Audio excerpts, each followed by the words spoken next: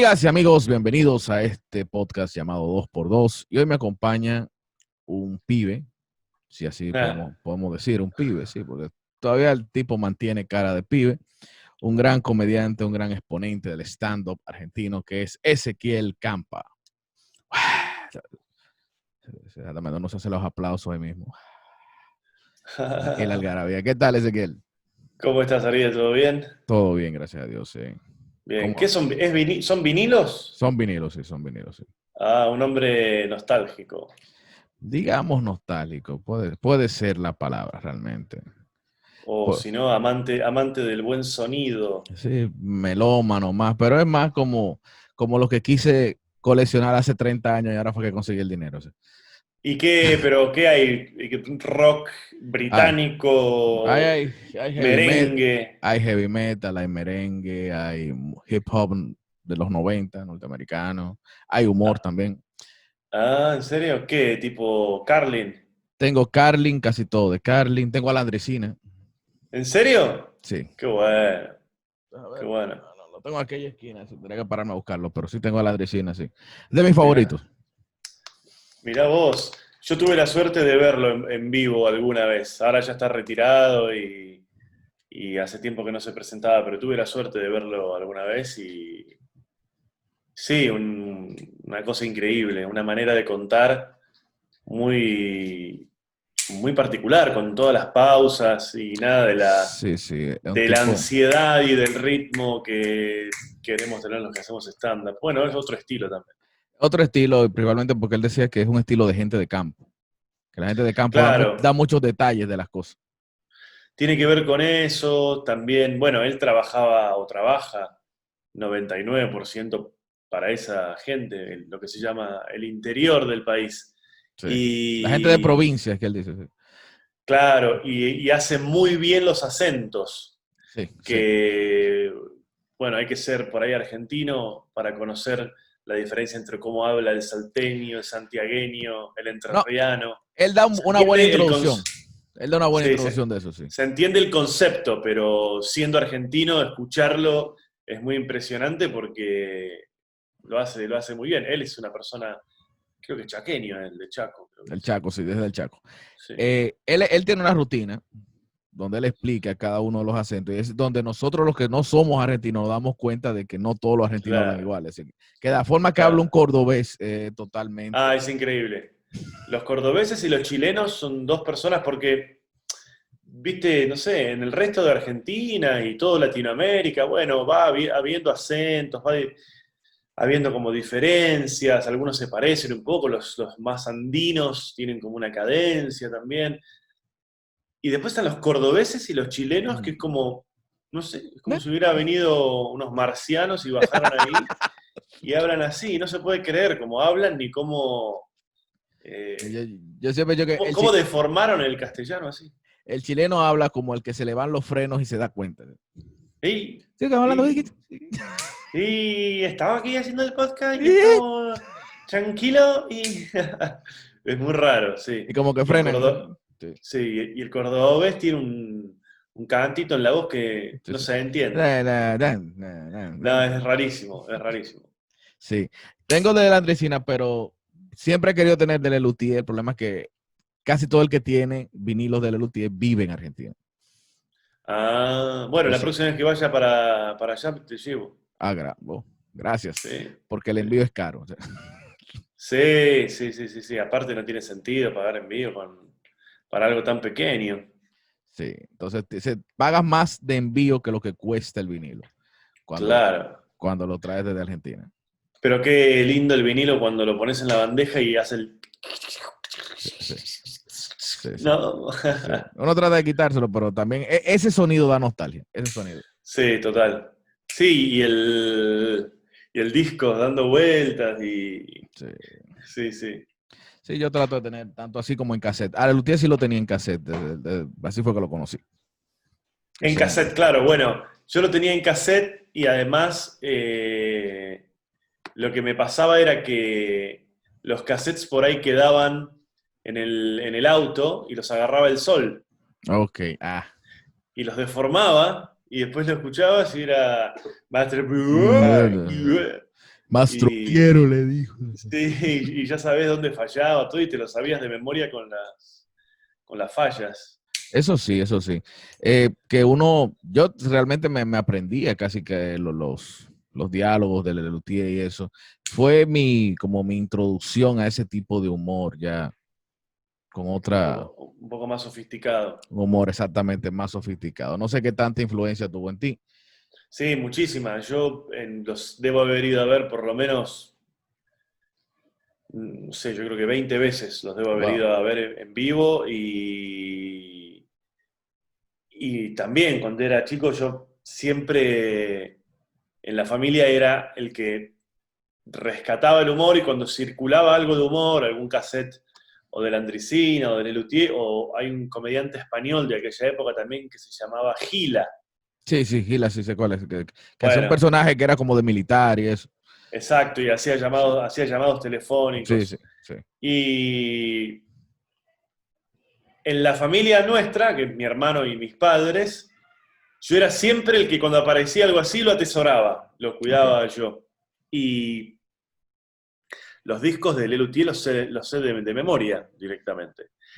De todas formas, yo creo que eso, digamos, no es una influencia literal en el sentido de que mi estilo de humor no tiende a parecerse en absoluto al de ellos. Pero me parece que hay una coincidencia estética en intentar, desde mi, vamos a decir, oficio, que es el stand-up, hacer algo que se asemeje a lo que hacían ellos en el sentido de la tal vez sofisticación y detalles. Yo soy muy detallista al momento de trabajar y yo creo que ellos, no sé si decir son o lo eran, porque, bueno, hace poco falleció Bueno, Moonstock. se han perdido los dos más, tanto Monstruo como Daniel, De sí. los cinco, dos fallecieron Sí. y se retiró Carlos, sí. Sí, sí, Carlos Núñez Cortés. sí, Eh, pero vamos a decirle son, porque son, son medio eternos, ¿no? sí. Pero esa es, por ejemplo, te iba a preguntar, y se lo preguntaba a varios mexicanos también con los que compartí por aquí. En el caso de Argentina, gente como Lelutier, por ejemplo, no les hace marcar un estándar, un patrón a los humoristas de ese país. Dígase, Mirá, yo te voy a decir con respecto a eso un par de cosas. Argentina es muy grande, sí, entonces hay muy grande, digo, somos muchos y hay un montón de gente que no les gusta el estilo de ellos. También a ellos siempre se los relacionó con ser como un grupo de gente medio como de derecha. Entonces también hay gente que no los aprecia porque lo ven como una cosa de elite, para gente culta. No son populares, pero no son masivos. eso es como decir en mi país Juan Luis Guerra. Aquí Juan Luis Mirá, Guerra es así. Todo el mundo lo ve claro. fuera de aquí como una eminencia, pero Sí. aquí mucha gente no lo consume. Claro, en Argentina son muy respetados los Lelutier, nadie te va a hablar Sí, mal, sí. pero no son masivos, son muy populares, son famosísimos. Eh, y además otra cosa que sucede también es que muchos comediantes de stand-up eh, no los vieron, son de otra Ok. generación. Chicos que ahora tienen 25, 35 años, salvo que vayan a buscar y escuchen, si bien ellos seguían en actividad y con mucho éxito, ellos le seguían hablando a aquel público de los 80, los jóvenes no los iban a ver. Sí. Entonces también hay muchos comediantes que no se sienten No lo muy. conocen. Sí, no, los conocen, pero los conocen como, sí, es un grupo de comediantes que hacen música, pero no saben, no conocen un solo recital de ellos o ningún cuadro de humor de memoria, como por ahí sí Sí, claro. los que nos gustaba mucho lo que hacían. Sí. Mira, hace unos días estaba hablando con un comediante colombiano pero no era dentro de la grabación, sino fuera, ya fuera del aire. Y salió el nombre tuyo, yo creo que era que en ese momento te estaba escribiendo. Sí. Y le menciono Ezequiel Campo, y me dice, sí, el hermoso. ¿Quién dijo eso? Luego te digo, me dice el hermoso. Y digo yo, bueno, sí. Dice, no, sí, es que tú lo ves al tipo y él no parece comediante. Mirá. ¿Te han dicho eso en Argentina o fuera de allá? Sí, sí, a veces me lo han preguntado, me lo han dicho, y para mí es una pregunta muy difícil de responder porque me pone en un lugar en el que no tengo muchos caminos. Uno es decir, o sea, asumir que uno es bello Sí. y nada, que es un lugar de mierda. ¿Qué puedo decirte? Es un lugar... Para esta la profesión, otra es, parece una desventaja. para esta profesión parece una desventaja. Yo la verdad es que me di cuenta de eso, si es que es así, cuando ya era comediante, hacía muchos años. Nunca me lo había planteado yo. A ver, si yo siguiese esta lógica, por ejemplo, yo antes de ser comediante ya era actor y hacía televisión y demás. Y la realidad es que por lo general me llamaban o me llaman para hacer papel de, vamos a decir, galán, Ok. por decirlo de alguna manera. Con esto uno podría suponer que tal vez es un poco más agraciado que el promedio de gente. Obvio. Ahora, yo nunca lo pensé cuando empecé a hacer stand-up, nunca dije, si a mí me llaman para hacer de galán debe ser que soy agraciado, entonces el humor con esto, nunca lo pensé, nunca reflexioné. Es que yo en realidad nunca encaré al stand-up como una cosa de la que yo deseaba que se formara una profesión y poder vivir. Fue una cosa que fue sucediendo. Ok. No hubo una estrategia detrás. Mi estrategia era que me divertía y que no paraba de hacerlo. ¿La Y si primera fue vez fue por profesión... curiosidad o por...? La primera vez fue porque yo había visto a Eddie Izzard, que es un comediante inglés. Lo había visto, estaba en Estados Unidos y lo vi. Y me pareció espectacular.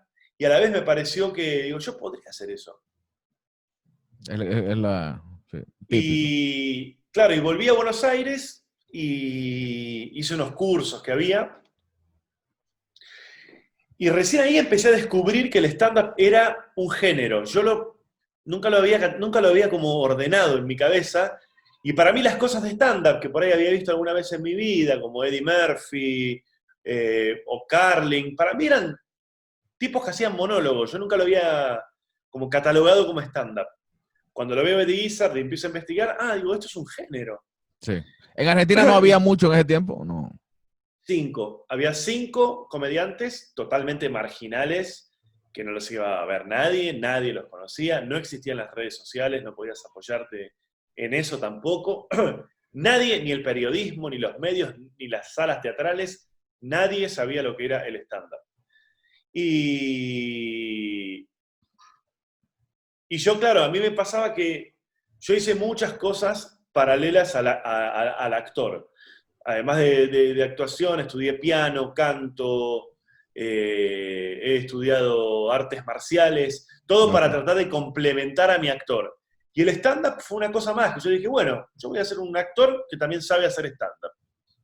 ¿Cómo es esto? Bueno, hago un curso. Después del curso hicimos un espectáculo, el espectáculo a la gente le gustó, y así se empezó a hacer, así se empezó a armar sin demasiadas estrategias, digamos. Ok. Pero cuando tomaste un curso, yo recuerdo que alguien me decía de un humorista argentino que hizo un libro sobre stand-up. Celsi, Sí, creo que es ese, sí. Guillermo Celsi. ¿Tomaste el curso con él o quién enseñaba No, stand-up? Celsi es un amigo, colega, no. ¿Quién No, no, enseñaba no. stand-up en Argentina? Bueno, cuando empezó en el stand-up en Argentina había un grupo que eran 5 comediantes, que eran Martín Rocco, que es un comediante que falleció, Sí. Natalia Carulias, Diego Weinstein, Alejandro A ese Angelini, lo conozco, sí. a Weinstein, Sí, Alejandro Angelini y Martín Rocco, ya lo dije, sí, Martín Rocco. más de Rocco. ¿Me estoy olvidando de alguien? Hugo Fili, un comediante que su material es bastante de one-liners. Ok. Por ahí si hay gente que no sabe lo que es, son Sí, los bueno, chistes que usted son de una de una línea, frase. de una frase. Sí. Y Diego Weinstein daba clases. Ok. Pero toda una cosa de googlear, no. Y encuentro así, Diego Weinstein, que hace profesor, qué sé yo. Hice el curso con él y de ese grupo salió como una camada, como la segunda camada después de estos 5 que estaban desde siempre. ¿Quiénes de los que se mantienen estaban contigo en ese tiempo? ¿Quiénes de los que se mantienen estaban contigo en ese tiempo? Bueno, en mis comienzos trabajé mucho con Dalia Gutman, que está trabajando y muy bien. Sebastián Wanreich, que es su marido. Ahora ya hace tiempo que no hace stand-up él, pero todavía está vigente y trabaja. Y después no muchos más. Que todavía queden de aquella época, no muchos más. Está, a ver, ¿quiénes estaban ahí? No, el resto empezó todo después. Ok. Sí. Tú eres de la segunda generación, luego ya hubieron tercera, cuarta. Segunda, sí, yo soy de la segunda, sí. Y después hubo una tercera, una cuarta y una quinta. Sí, no, Hay un montón. ya ahora sí ha despegado más. Sí, más que generaciones, yo con lo que fui notando fueron como, saqué la luz, Sí, porque se sí, me quedó sí, sí. sin. ¿Está No, bien? sí, eso lo editamos, no hay problema. Sí, yo más que primera generación, segunda generación, lo que empecé a notar después fue como etapas. Ya, pues. Por ejemplo, hubo un momento en el que parecía que los influencers, los comediantes que habían crecido en redes sociales, parecía que se iban a llevar puesto el planeta. Okay. Y hubo, no sé, 2 o 3 años que los influencers, ya sea por Instagram o por YouTube, vendían 1.500 tickets en una ciudad del interior. ¿Y tenían un show de stand-up real o No, simple? un desastre. Así se Ah, cayeron todos. Así fueron bueno. cayendo todos. Eso Hay pasa en casos, todas hay, partes. Eso pasa hay en un todas partes. caso, hay un caso real en una sala que yo suelo ir a trabajar, que me lo contaron ellos, que un año uno de estos influencers se presentó y vendió, como si te dijese, 3.000 tickets. Epa. Al año siguiente vendió 25. Decepción del público. De 3.000 a 25. No, por eso te digo que fue son como hitos en la historia, digamos, del stand-up argentino. Sí, Se no, claro, cayeron todos. en ese tiempo la gente quizás compró esos 3.000 tickets por la popularidad que Sí. él tenía en las redes. Pero Claro. no porque tenía un material, no porque... No, pero además no es que se habían hecho famosos en redes sociales por el stand-up. No. Lo que sucedió es que se hacían famosos por lo que fuere, porque ¿Algún sketch, algo así? lo que fuere, y veían en el stand-up como una manera de monetizar Sí. esa fama. No estamos hablando de gente ni que sepa actuar, ni que sepa cantar, ni que sepa bailar. Entonces sospechaban que el stand-up era fácil. Te paras ahí, que yo. En muchos casos el monólogo se los escribió alguno que andaba por ahí. Sí, sí, sí me ha pasado. Me ha Y pasado que influencers así me han pedido que les escriba. claro. Pero lo más triste de eso es cuando te toca actuar. Lo más triste. Lo feo era que en esos años te tocaba actuar en las salas que por ahí actuaban ellos y de repente, no sé, faltaban 2 días para tu show y tenías 11 entradas vendidas y el otro influencer tenía 750. Sí. Y ahí lo que pasó mucho fue que en algunos casos, algunas salas, la mayoría te diría, fue muy respetuosa de los artistas y muchos dijeron, no, aquí influencer, no. Y otras, una minoría como de productores, salas y demás, en esta cosa de la ambición del momento, han priorizado shows de estos influencers y han cancelado o han perdido espacios los comediantes en pos de estos tipos hacer estos shows que ahora no los estarían pudiendo hacer más allá de la pandemia porque esa gente ya nadie paga una entrada para verlos. No, no. Claro, se apresuraron, quizás entendían que era fácil, porque Sí. yo digo que cuando tú haces las cosas bien, el otro entiende que es fácil hacerlo. Sí, Exacto. el otro se queda con esa impresión. Sí, yo lo veo a Messi Sí. y no parece difícil lo que No, hace. Yo digo, pero buen para ejemplo. acá, así, así. No parece difícil. Pero bueno, la Qué simplicidad, buen ejemplo. claro, la simplicidad hace que todo. No la simplicidad, digamos, La la. sencillez, digo, la sencillez. Sí, sí, sí, sí, qué sé yo. Sí, porque es la diferencia entre sencillo y fácil. La habilidad de hacer Habilidad, las ok. cosas hace que parezcan, sí, fáciles. Sí, de cuando haces la cosa bien. Hay algo, te decía el tema de lo del hermoso, pero me llamó la atención que estaba buscando algo sobre ti. Claro, cuando viniste aquí a República Dominicana fue que comencé a ver los shows tuyos, Sí. que no te conocía, entonces Carlos Sánchez me dijo, tienes que ver este tipo, tienes que ver este tipo.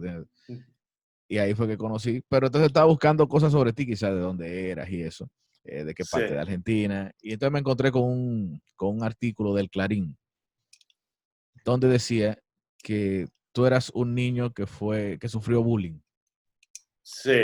que tampoco tienes cara de eso, pero vamos a ver. Sí, mirá, te cuento.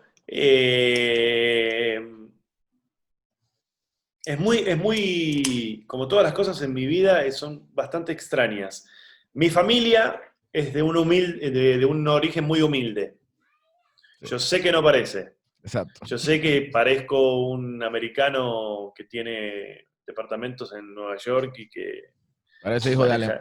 nieto de alemanes, cosas así. Sí, yo lo sé y lo reconozco. Mi familia es de un origen muy humilde, pero te estoy hablando a nivel de que mi madre se crió en una provincia, en el Chaco, en la misma Okay. provincia de la Andricina, en un nivel de pobreza,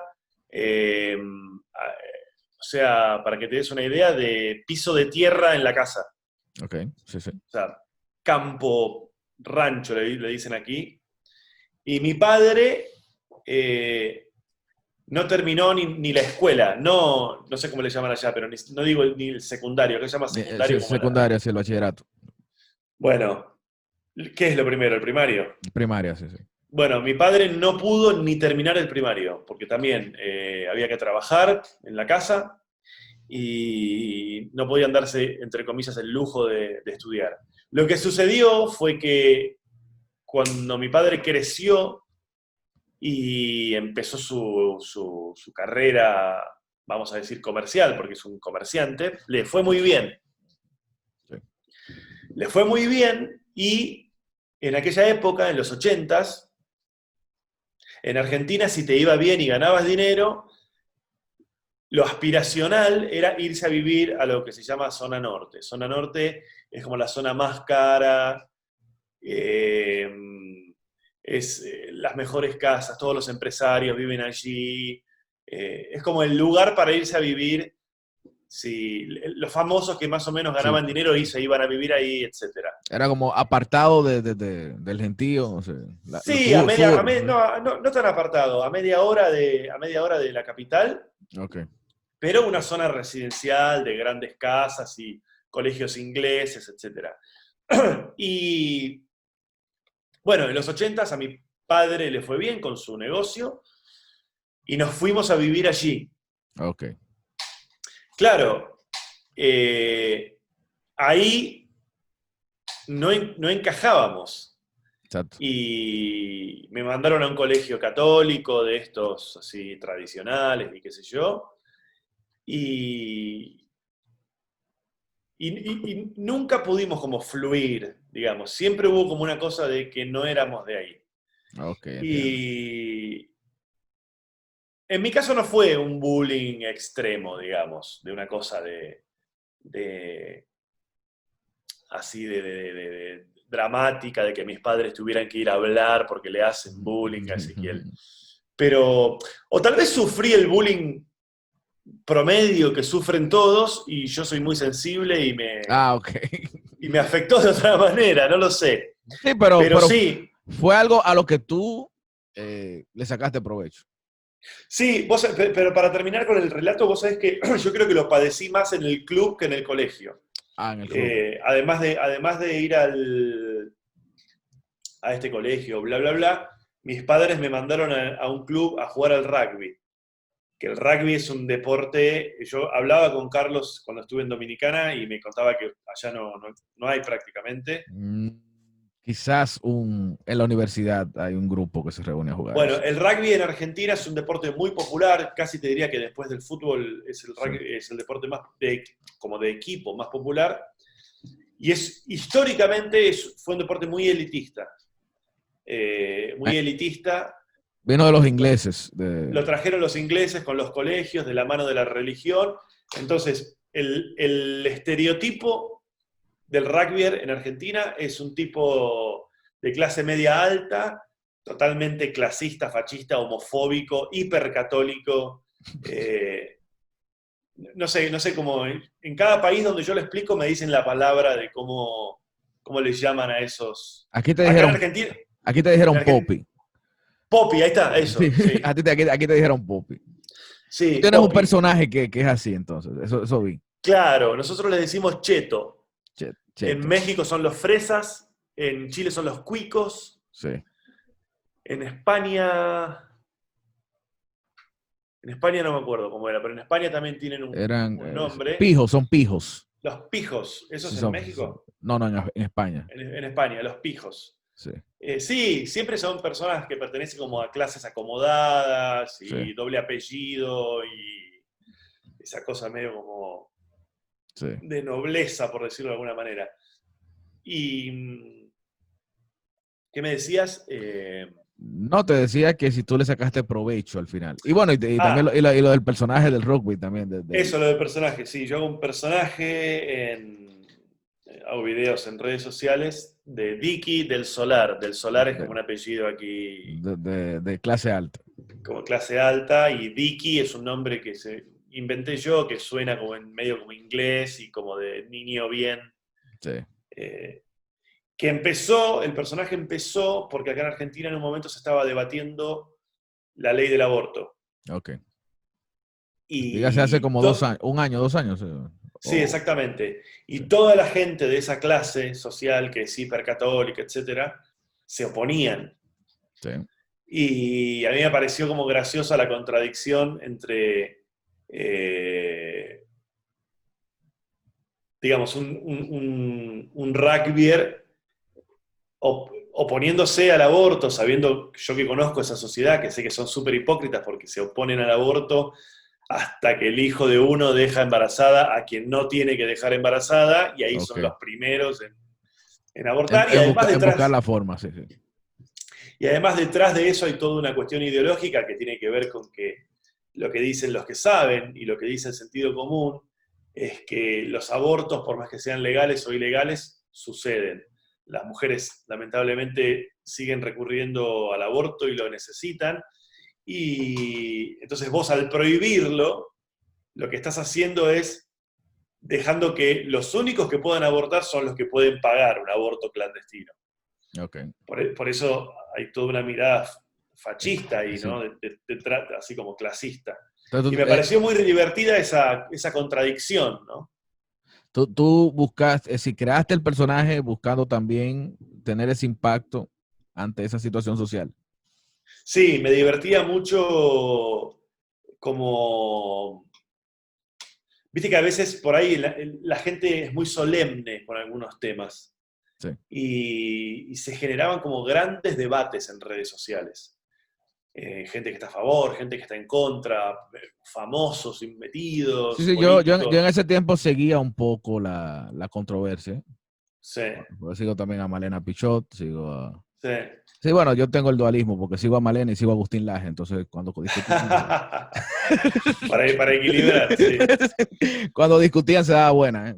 Sí, sí, sí, sí, sí, sí. Y bueno, a mí me parecía dos cosas. Me parecía, por un lado, muy divertido que alguien se pusiera a hacer chistes sobre eso, Sí. que todos se lo estaban tomando tan seriamente. Y por otro lado, también me parecía a mí como comediante una buena oportunidad de demostrar con hechos, y no tanto con palabras, que se puede hacer humor sobre un montón de cosas que muchos dicen que no se puede, o que incluso los comediantes a priori pensamos, uy, no, sobre este tema no se puede hacer humor. Y a mí me gusta mucho el humor incómodo, irreverente, el Sí, humor sí. más inglés o americano, que es mucho más arriba y mucho más zafado, como decimos nosotros, que el humor que se hace en promedio en Argentina. Y la manera de defenderlo es hacer ese humor. Sí. Tú no has encontrado límite en ese sentido. No, hay un solo tema que cuando me preguntan sobre qué cosas no hago chistes, que es sobre, pero no sé por qué, te juro que si tuviese buenos chistes los haría. Es sobre la última dictadura que hubo aquí en Argentina. Ok. Dictadura, desaparecidos, todos esos ¿Tú no lo harías procesos por el tema de las víctimas o por...? No, no, no, no, no. Primero que es un tema dentro de todos los temas tabú que hay, es un tema sobre el que los argentinos particularmente son muy sensibles. Y yo soy argentino, entonces no es que tal vez evito hacer esos chistes, sino que porque soy argentino ni siquiera me surgen esos Ok. chistes. Además, dentro de todas las tragedias que ha pasado la humanidad, eh, no es que fue antes de ayer, pero es algo bastante reciente, Ok. digamos. Ok. Entonces, pero no sé por qué, es muy sensible el argentino con eso y tal vez eso hace que a mí yo ni siquiera piense en eso. Eh, Pero el humor de corte social en sentido si te gusta. Sí. sí, me encanta, sí, me encanta. Pero El, tiene el tema, ¿es ideológico o...? no, yo creo que, a ver, es ideológico, Sí. pero no es el objetivo. A mí siempre, el primer objetivo que yo tengo siempre cuando hago algo es que sea gracioso. Ok. No, nunca me siento a pensar, voy a hacer algo ideológico". No, no funciona así.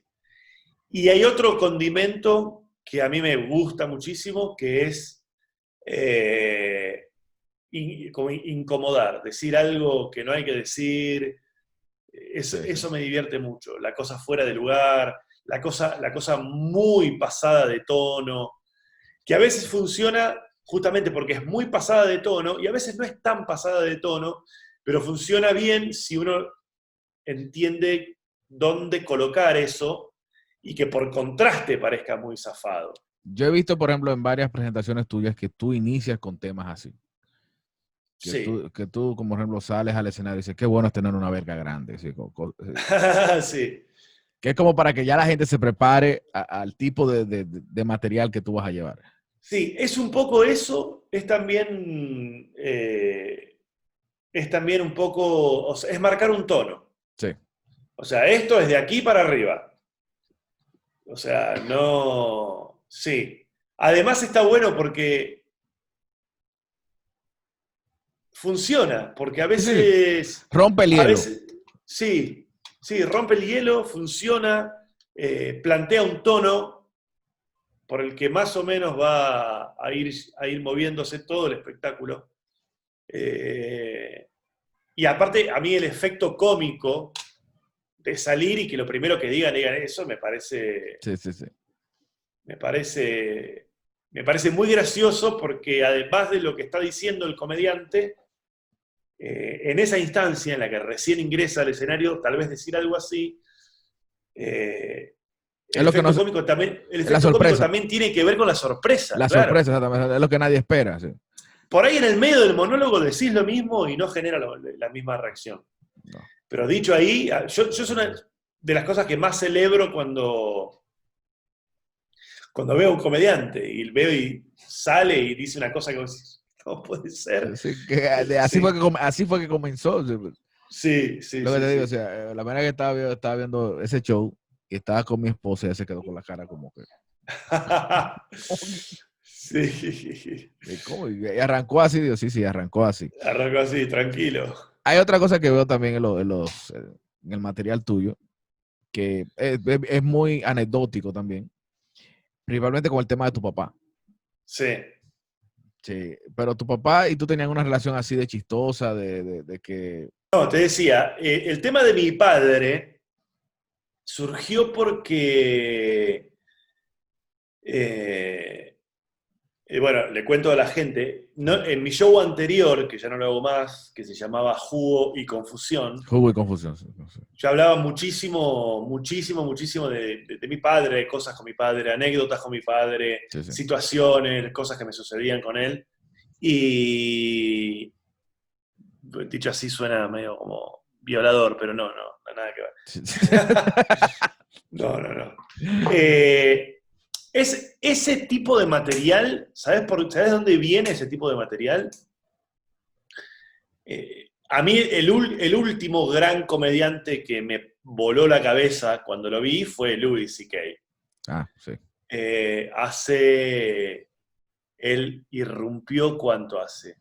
Fuerte, hace 7, 8 años. 7, 8 años, sí, más o menos. Sí. Que tuvo una seguidilla de 3 o 4 especiales que... Digamos como sí, bueno, desde el 2010 para acá. Algo así.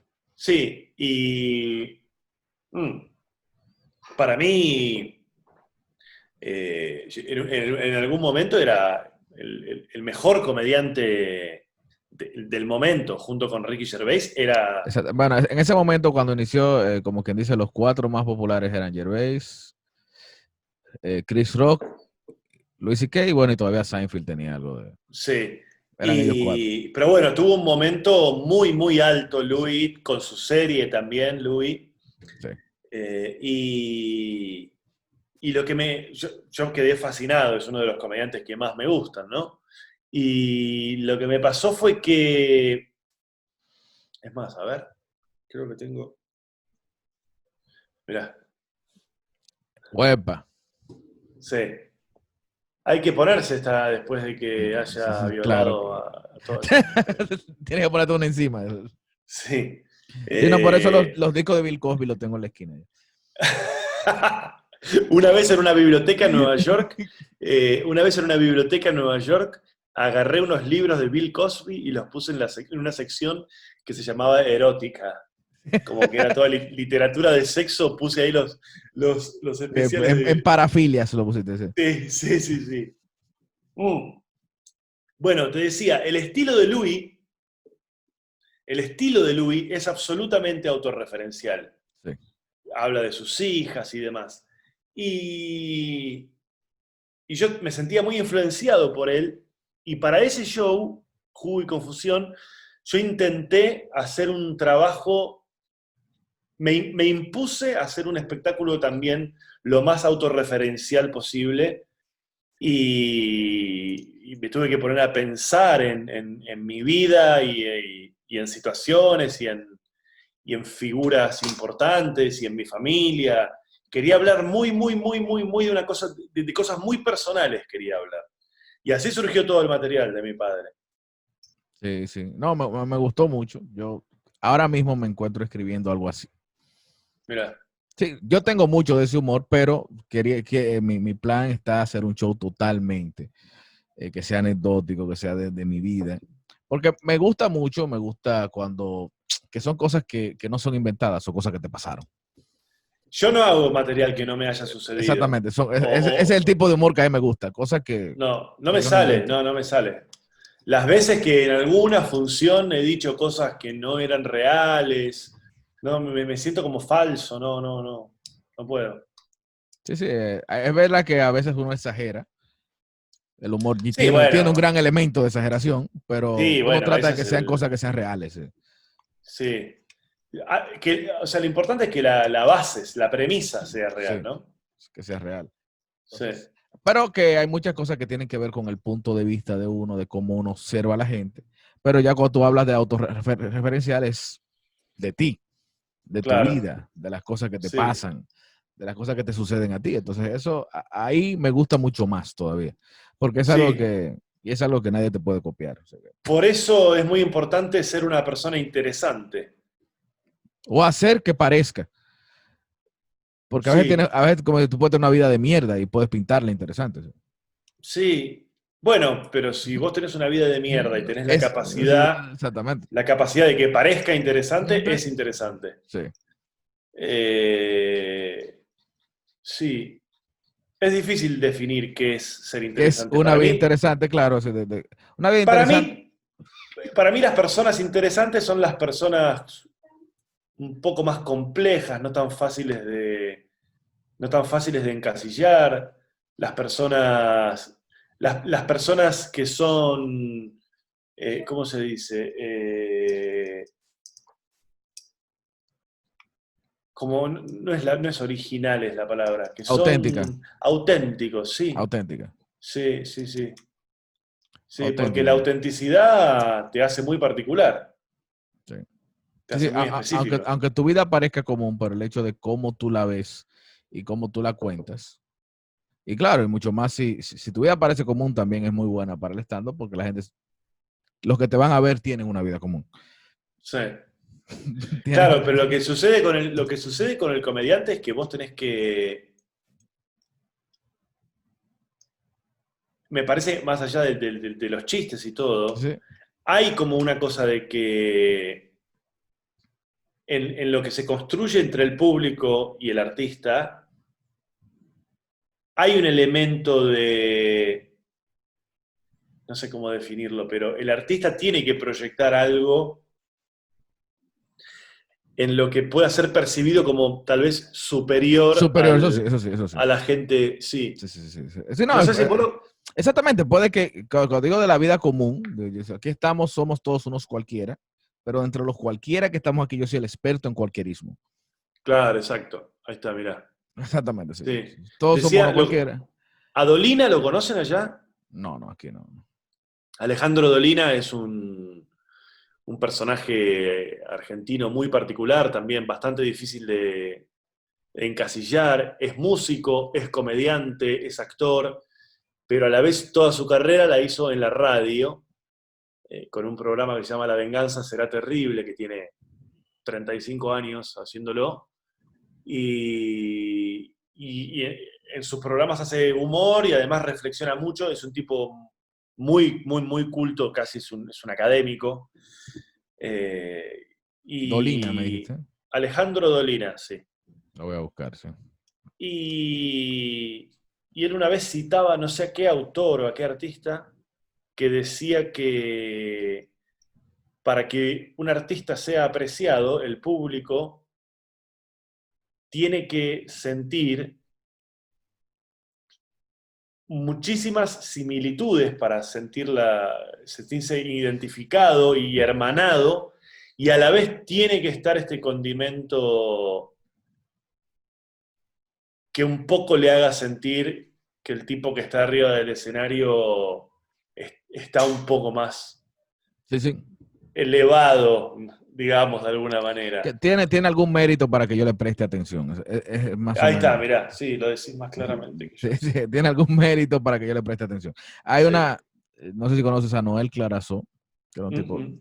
un español del que andan muchas frases por ahí regadas en internet, era como el Sí. Paulo Coelho de los 80, Ah, sí. que decía que cuando una obra está bien hecha, es cuando tú la lees o la escuchas y dices, ¿por qué diablos no se me ocurrió a mí? Mirá, sí. Entonces, es la sensación que uno trata de tener en el público, de que la gente dice, Sí, coño, sí. sí, como una cercanía que no es tal, que decís, ay, pero si lo tengo ahí nomás, ¿cómo yo no? ¿Cómo no lo había pensado? Sí. No, no se te ocurrió a ti. Sí, se me ocurrió a mí primero, pero entonces el público se queda Sí, como, a mí se me hubiese ocurrido lo mismo. sí, Entonces tienen, es la sensación. sí. Una pregunta ya fuera de lo personal, en cuanto al stand-up en Argentina. Ujú. Eh, ¿Cuál fue ese momento de despegues y de donde ya la gente comenzó a decir, quiero hacer stand-up? ¿Cuál? Yo creo que, a ver, me parece que hubo un momento en el que por ahí Comedy Central grabó primer año acá, los primeros especiales. Sin Fronteras se llamaba, creo. Sí, Creo que sí, no sé, no me Sin acuerdo. Fronteras, sí, sí. Y eso ayudó a que se masificara mucho. Las redes sociales también. Y anterior a todo eso, el que había puesto en el mapa el stand-up de nuevo en el mundo fue Seinfeld. Sí, Te estoy hablando hace 20 años. sí. O sea, antes de Seinfeld existió muchísimo stand-up, pero el stand-up era un género muy de Nueva York, de los bares, Sí, no, cada y tanto, pocas cadenas de televisión te daban eso, sí. cada tanto había algún, de repente, comediante que pasaba de los bares a grandes teatros o a Hollywood o a la tele, pero el que vuelve a poner el stand-up en el mapa es Seinfeld. Claro, por la serie, entonces la Sí, serie te servía a ti de referencia de que lo que él hacía en el stand-up era lo que pasaba en la serie. exacto, sí. Pero fuera de Comedy Central, en Argentina, por ejemplo, la televisión acoge bien el stand-up. O sea, hay programas No, de... no, para nada, no. Para mí todavía no, la televisión no entendió. La televisión argentina cambió mucho en los últimos años y no entendió todavía el, el potencial que tienen los comediantes que hacen stand-up, porque creo que estamos muy entrenados en lo que es escribir guiones, estamos muy entrenados en lo que es hablar a cámara o con el público, y estamos muy entrenados en lo que es la construcción de un chiste y la construcción de un material, porque lo hacemos todos los días de nuestra vida. Y lamentablemente la televisión argentina todavía no se ha dado cuenta de eso.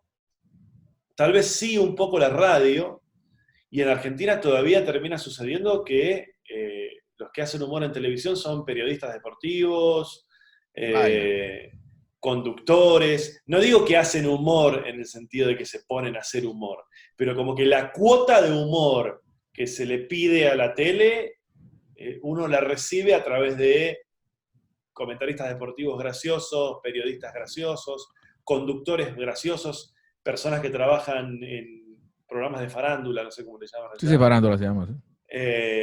graciosos, Pero, por ejemplo, pero los que hacen stand-up no están insertos en esos medios. no hay espacios en los medios masivos que estén manejados o ocupados por comediantes de stand-up. Ni Hay siquiera, casos, hay ni casos siquiera la radio. esporádicos y por ahí te llaman para hacer una cosa, pero no es exactamente eso, o te ponen lo ponen en un rol de tercer lugar al comediante. Todavía no existen los programas conducidos por comediantes de stand-up y guionados por comediantes de stand-up, que es lo que sucede en Estados Unidos, donde No, claro, realmente en hay Estados una Unidos industria. todo el que tiene un late night así stand-up, todo el que tiene un programa de entrevistas, todo. Todos han pasado por el stand-up. Todos los grandes comediantes han sido guionistas de Jimmy Fallon, de Jimmy Kimmel, de Conan, de Saturday Night Live.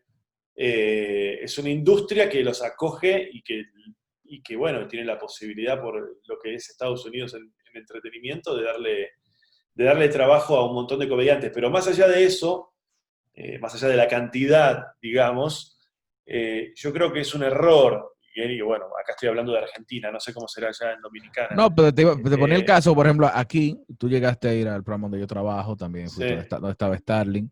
Muchos de los que hacemos stand-up trabajamos en radio, por ejemplo, sí. al menos en radio. No es que allí hacemos un programa 100%, pero sí tenemos espacio para hacer rutinas de stand-up adaptadas a la radio. Sí, por lo menos tenemos esa posibilidad. Claro, quería preguntarte si allá tampoco tienen eso, sí. Por ejemplo, en el caso de la radio. Para hacer stand-up, Sí, para hacer humor, sí, sí, hay que algunos hay exponentes comediantes. de stand-up que trabajan en radio. Sí, hay muchos más que en la tele. No se me ocurren muchos en los que tengan real protagonismo, que sería lo interesante, pero sí hay muchos que ocupan un lugar secundario, son la cuota de humor dentro de un programa, etc. Y creo que me parece que a la televisión, la televisión argentina le ha costado mucho como adaptarse, ¿no? Y es todo muy lento y tal vez los que toman las decisiones son personas más grandes, de otra generación y no entienden. Distinto es el caso de Chile, que es un país al que suelo ir, donde la gran mayoría de los comediantes míos, amigos, todos ocupan algún lugar en radio o en televisión y lugares de peso. No son así como los payasos que están atrás. Sí. La mayoría de mis amigos chilenos que hacen stand-up tienen lugares importantes en radio o en televisión allá en Chile, y algunos incluso hasta programa propio. Pero no lo ven en Argentina el stand-up como algo quizás muy extranjero. No, ese prejuicio me parece que fue superado. Me parece que en Argentina lo que todavía no sucedió es que aparezcan, vamos a decir, 5 comediantes, por decir algo, de excelencia. No los hay. Hay comediantes muy buenos, pero no deja de ser un género nuevo y tal vez un comediante para ser realmente un comediante de jerarquía. Y tal vez necesitemos 20, 25, 30 años de formación para adquirir un nivel realmente que uno diga, ah, no, esto está bien. Bueno, yo creo que en la mayoría de los países latinoamericanos, para que se convierta en algo de consumo masivo, el stand-up necesita por lo menos más de una década todavía. Sí, seguro, seguro. En Argentina no vamos ni 20 años. Algún especialista alguna vez dijo que al comediante le llevan 10 años entender la técnica y otros 10 en encontrar su voz propia. Exacto. Yo Pero estoy de sí, acuerdo porque tengo 10 años y me siento como el que está comenzando. mira, sí, Sí, sí. sí, sí, sí, Aún sí. teniendo mucho tiempo tomando tarima, haciendo shows, viajando incluso fuera. Yo que hace 17 años que lo hago y casi sin parar, todavía sigo descubriendo cosas que digo, ¿cómo no?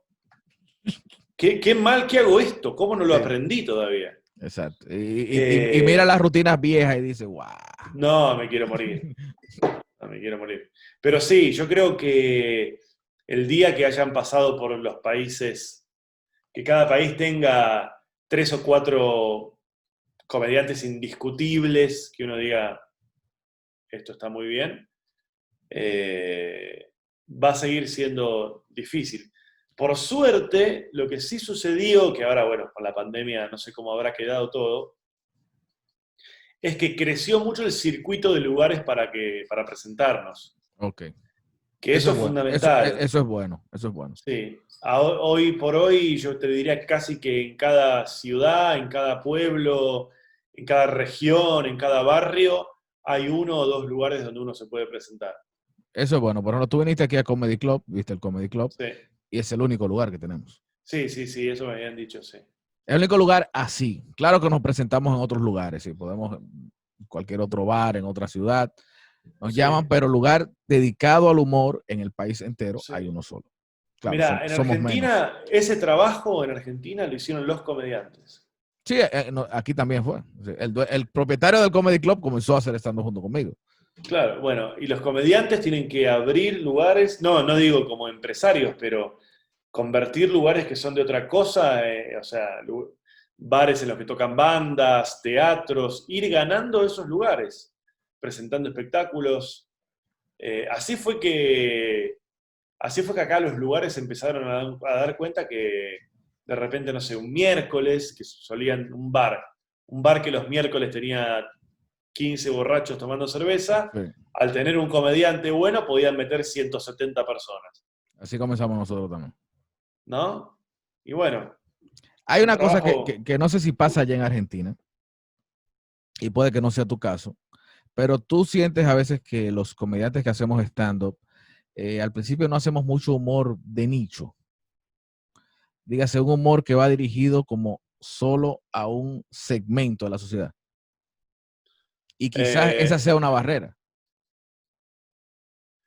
no sé si o no, me parece que no es así, o no sé si estoy entendiendo Cuando cómo digo humor de sería. nicho, es que, por ejemplo, el material que tú haces es bien, lo puede percibir bien cierto sector de la sociedad, Sí, cierto sector que tiene ese pensamiento.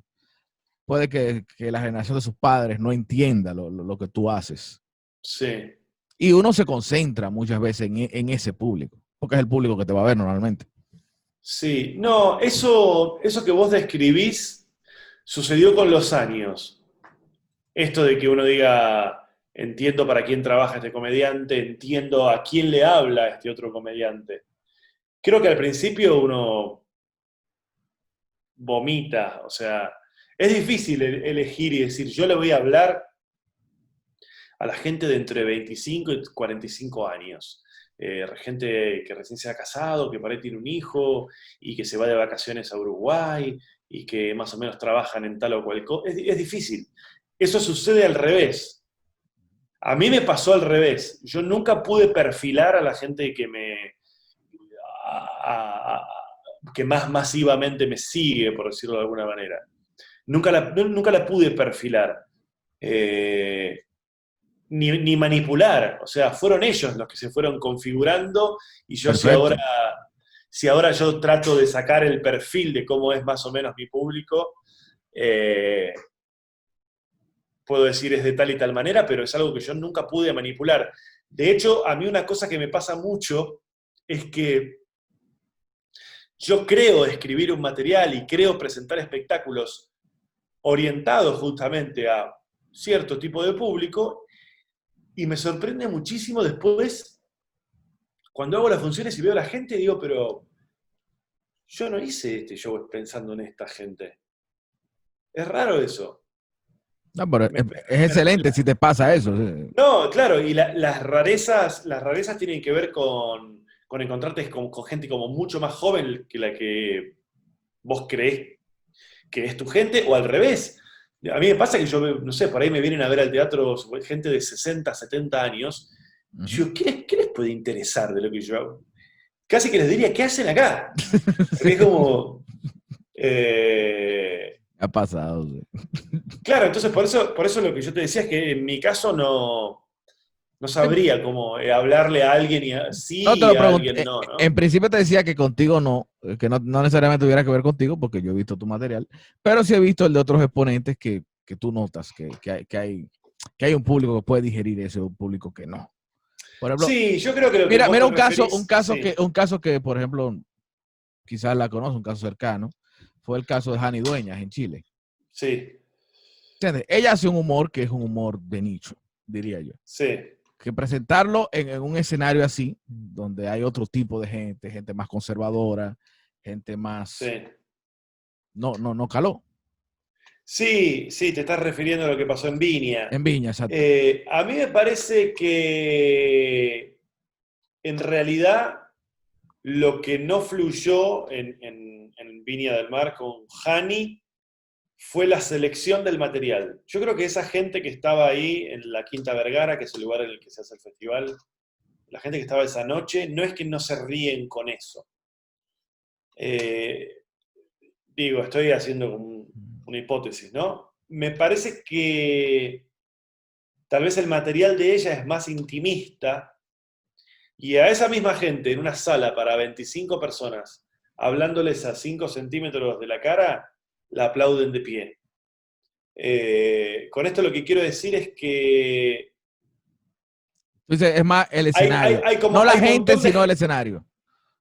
Me parece que a veces sucede que, por ejemplo, a mí me pasa mucho en los eventos, cuando a mí me contratan para hacer un evento para una compañía o un evento social, una cosa así, que con los temas como más subidos de tono, que en los teatros la gente se muere de la risa, Uh -huh. en los eventos la gente no se ríe tanto, o incluso ni siquiera se ríen, porque no quieren poner en evidencia Sí. que se podrían reír de eso No quiere delante que el del... jefe los vea riéndose de eso. Exacto, el jefe, el Uh -huh. tío, el familiar, el amigo. Entonces, no, pará, yo acá me río de cosas más no, yo soy más refinado, ¿no? Eh, y para mí pasó un poco eso. Hani, que tiene un perfil controversial de por sí, A eso me me parece que refiero. estuvo mal elegido el material. Tal vez si ella hubiera sido una figura mucho más popular, se lo permiten. Se lo permiten, porque es no sé quién. Pero Hani es muy graciosa, yo he trabajado Sí, con claro, ella, es de muy lo que te buena. digo, yo la he visto fuera de ese escenario y a mí me gusta ese tipo de material. Ajá. Te digo, entonces cuando Sí, la sí, vi ahí, sí. digo, mi impresión fue que digo, bueno, ese público no consume eso. Sí. Para mí ese público no consume eso en esas circunstancias. Queda mejor decir que lo que está diciendo esta mujer es una falta de respeto. Sí. Y el público chileno es bastante, vamos a decir, como hipócrita en ese sentido, por decirlo de alguna manera. Doble moral, le Ese decimos, público. doble moral, le decimos aquí. Sí, no en general, pero Chile es como está mucho más atravesado por la iglesia y la moral y qué sé yo. Y es normal lo que pasó, digamos.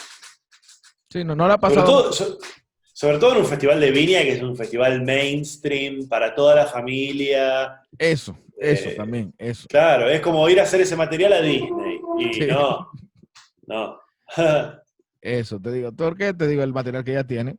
Es un material que, por ejemplo, para los que somos amantes del stand-up, sí nos parece un material normal.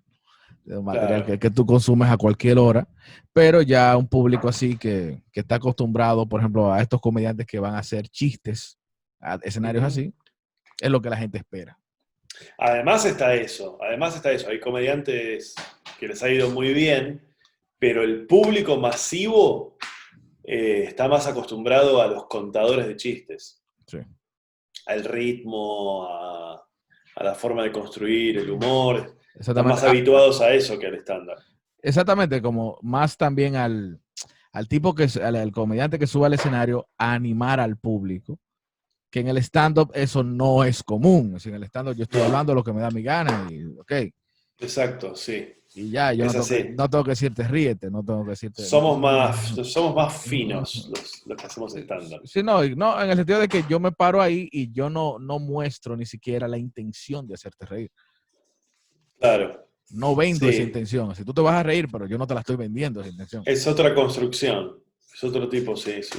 Es otro tono. Ya finalmente, Ezequiel, esta es una pregunta que es propia del tiempo. ¿Cuáles han sido las alternativas que han utilizado ustedes ahora en Argentina con el tema de la pandemia y hay que seguir sobreviviendo? Sí, y los shows. Bueno, en general, los comediantes, bueno, obviamente todos han cancelado todo. Hay algunos, no muchos, pero hay algunos que han hecho shows vía streaming. Sí. Algunos lo han hecho de forma un poquito más profesional, otros por ahí más amateur. No son muchos tampoco. Cuando decimos más profesionales que pues, ambientas una especie de escenario ahí y todo. Mm. Y por ahí hay una pequeña producción detrás, y han puesto una Sí, sí, cámara, y hay un sonidista, y qué sé yo. sí.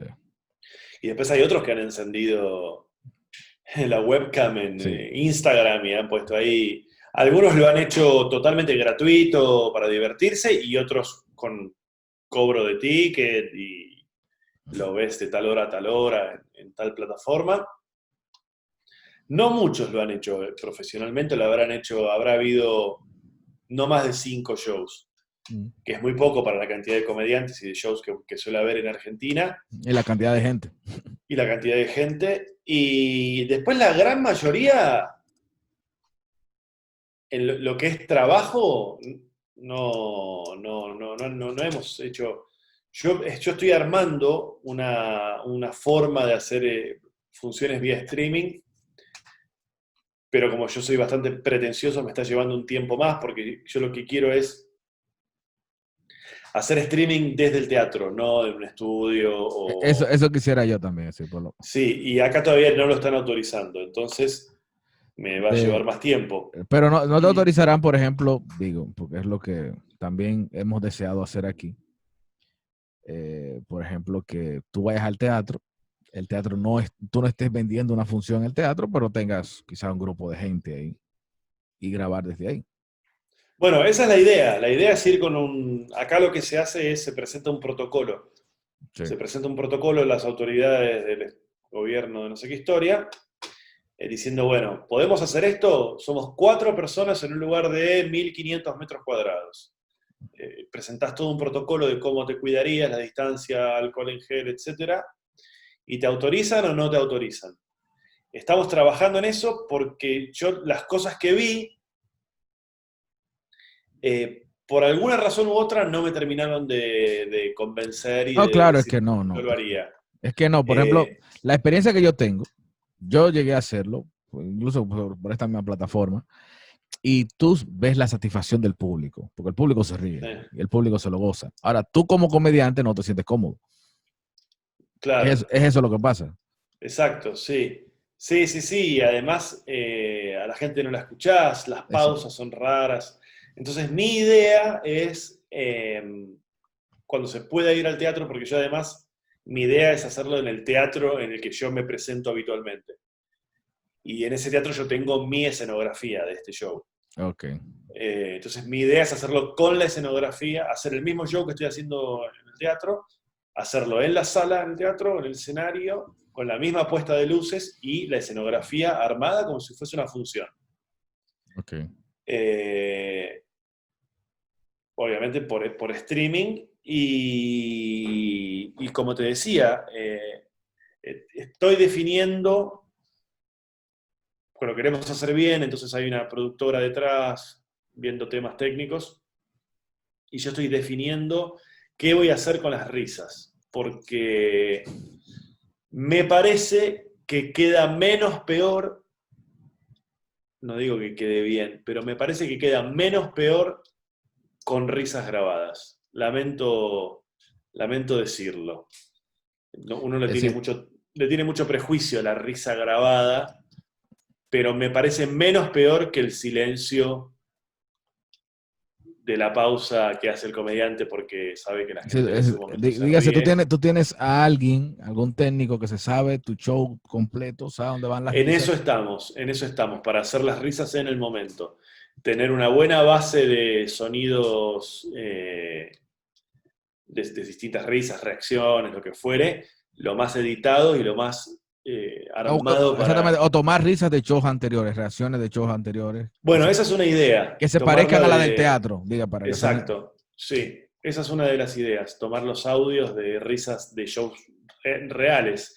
Y también obviamente que mi idea es que eso lo hagamos a conciencia, tratando de ser como, vamos a decir, honestos en el sentido de poner las risas donde yo sé que la gente se reía en las funciones. Exacto. No poner risas, uy, acá poné para que quede mejor. No, No, risa donde no, tú crees que no, no. no, las risas donde, porque yo este show ya lo venía haciendo hacía un año, y la idea es poner las risas en los momentos que la gente ¿Sabes cuál es otra opción? Que es en la que yo he pensado. Yo he pensado más o menos en algo así, pero he pensado que a nivel de protocolo, poder llevar por lo menos un grupo de gente. Sí, bueno, hay que ver. Dependiendo del tamaño del sitio, es decir, lo máximo de personas que me permitan dejar entrar, aunque se sienten dispersos.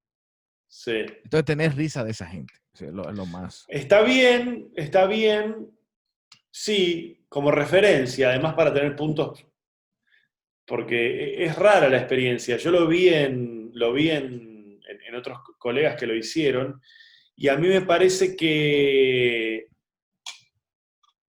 o sea, vi 2 o 3 colegas que lo hicieron, y a mí me parece que es necesaria una cámara a la que el comediante pueda mirar a cámara. Sí. A mí no me gusta mucho, a veces lo que se hace es, por ejemplo, el comediante está trabajando para allá y tiene una cámara acá en la que busca la complicidad y hace, porque no sé qué. No, eso es YouTube. Eso es YouTube. Eso es YouTube y no me gusta tanto. Eso es YouTube. Pero yo por lo que vi, lo que yo quisiera hacer es actuar como si le estuviera actuando a la sala, Ujú. pero tener una cámara, Enfrente. tal vez un plano más cerrado, por ahí un plano abierto que me tome como si fuese la filmación de un especial. Un plano por aquí, como si fuese un especial, que se vea tal vez un poco el escenario, pero un plano más cerrado, el que yo sé que puedo hacer así, Sí. porque lo que yo veía en los colegas que lo hicieron es que no se generaba, no me generaba complicidad. Y sentía que le faltaba la de asumir que nos estamos comunicando a través de una cámara. Que no hay una pared ahí. Exacto, Que se sí. rompió la cuarta pared. ¿Cierto? Sí, sí, sí, sí. Y bueno, esperemos que se pueda hacer. Sí, hay que ir probando, porque lo que yo digo es que esta situación, aunque nos ha planteado una dificultad, si ahora mismo tenemos una dificultad, pero inmediatamente se supere esa dificultad, vamos a quedar con una ganancia, que es que podremos volver a la normalidad y podemos brindar esto que estamos comenzando a brindar ahora. Dígase, tú podrás vender streaming aún en tus shows normales. Claro, total. O sea, si es una cosa que funciona y que por ahí hay gente que por alguna razón no quiere o no puede ir al teatro, bueno, lo puedes ver en tu casa. O no vives exactamente, puede que yo te quiera, tú tienes un show en Argentina y yo lo quiera ver desde mi casa, desde aquí, de República Dominicana. Te hago una pregunta, esto es de comediante a comediante. Sí. Me pasó a mí lo siguiente. A veces yo pienso, por ejemplo,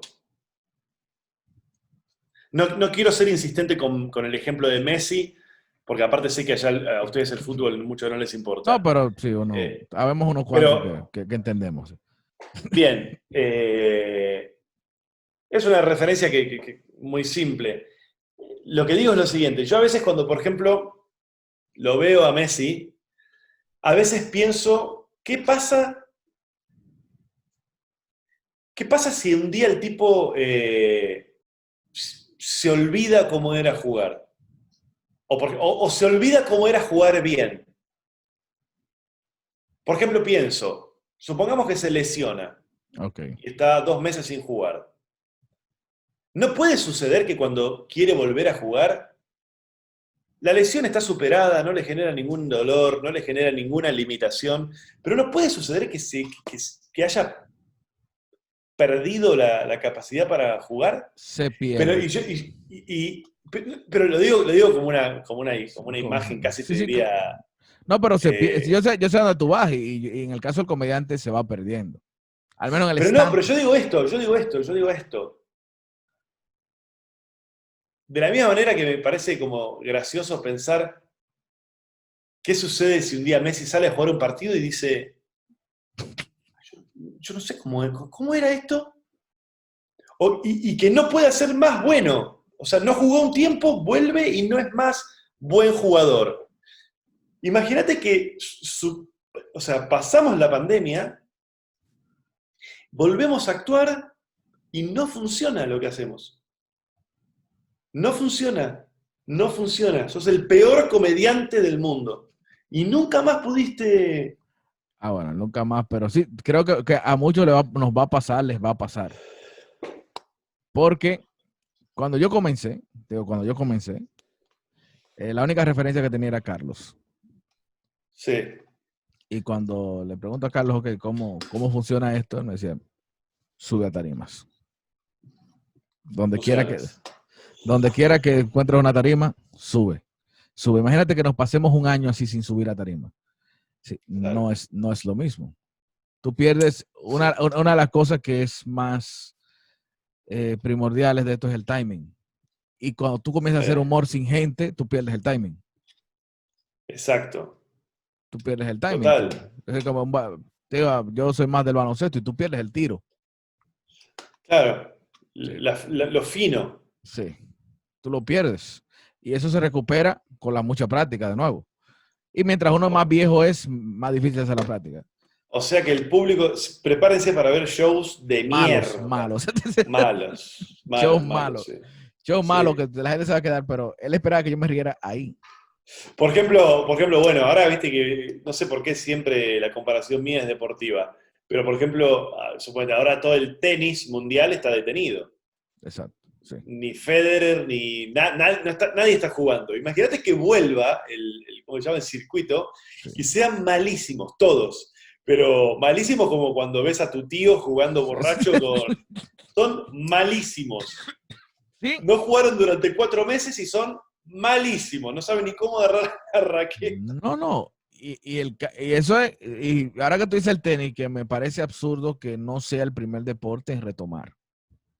Decían que sí, porque es un deporte de uno contra uno. Es de uno contra uno, sí. Yo creo que todavía lo más cerca que están los dos de la malla sigue siendo distanciamiento social. Total. Sí, lo más cerca que pueden estar los dos de la malla sigue siendo distanciamiento social, pero imagínate en el juego de equipo. Tiene que ser peor todavía. Le hicieron, no sé si viste, a una periodista argentina le hicieron una broma, que es que, viste que en los noticieros, a veces a los conductores, les acercan un papel con una noticia de último momento y la tienen que leer. Ahí en vivo, sí. Sí, y a una periodista argentina le hicieron una broma, que fue que le pasaron así como de urgencia un papel que decía que volvía el fútbol y que habían establecido un protocolo y que por este protocolo no iba a haber más corners y no iban a... ¿Qué es otra cosa? O todas ridiculeces. Ah, sí. Imagino. No puede haber penalti porque cuando tienen que pararse todo. Claro, y esta lo leyó entero y fue muy gracioso. Pero bien. Bueno, gracias, Ezequiel. ¿Cuáles son tus redes sociales? Que la gente... En todos lados soy Ezequiel Campa. @ Ezequiel Campa en Twitter, Instagram. Y tienes tu canal de YouTube, por supuesto. Tengo mi canal de YouTube en el que soy Ezequiel Campa también. Tienes dos. ¿Canales de YouTube? Porque hay uno que yo he visto especiales tuyos en Bebo. O sea, hay otro en Bebo. Bebo es una plataforma adentro de YouTube en la que se supone que si vos tenés un canal Bebo, se supone que todo lo que hay en un canal Bebo es oficial. Sí. Es más utilizado para los músicos, para los cantantes. Es más utilizado para los músicos y yo creo que va a desaparecer ahora con esto de poder verificar tu canal tradicional y con el tema de Spotify, que ya la música, bueno, ahora YouTube está haciendo fuerza con YouTube Music, no sé cómo se llama. Sí. Pero sí, es como una cosa oficial y en algún momento una empresa que manejan cosas así de mías de YouTube me recomendó que ese especial convenía crear un canal Bebo porque aparte es más monetizable, toda una historia. Y ahí está, pero se supone que va a morir Bebo en algún momento. Ok, pero exactamente, tu especial está en ese canal. Me buscan como Ezequiel Campa en todos lados y me van a encontrar. No hay nadie que haciéndose pasar por mí, así que busquen Ezequiel Campa y me van a encontrar. Bueno, gracias Ezequiel y yo espero que algún momento te volvamos a ver por estos lados. Sí, ¿te gustó República Dominicana? Pero muchísimo, sí, me sorprendió mucho la gente, el público y la recepción. Y la idea era ir en noviembre al festival. Sí. Esperemos que se haga. Ojalá. Sí. Ojalá de aquí a ese tiempo ya por lo menos las fronteras estén abiertas y se pueda volar a cualquier sitio.